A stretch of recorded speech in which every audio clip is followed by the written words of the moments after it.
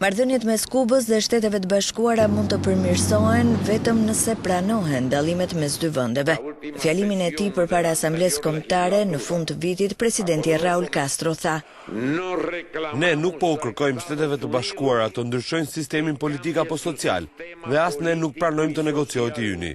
Nëse do të duam të shënojmë përparim në marrëdhënie dypalëshe, duhet të mësojmë të respektojmë dallimet tona dhe të jetojmë paqësisht me to. Vetëm kjo është mënyra. Nëse do të jetë një rrugë tjetër, atëherë do të mbetemi edhe 55 vjet të tjera në të njëjtën situatë.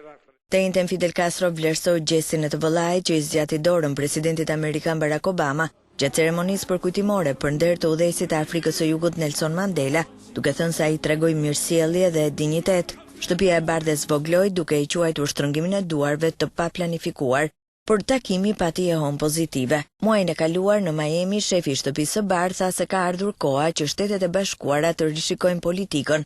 Ndaj Kubës ka patur një embargo tregtare për më shumë se gjysmë shekulli.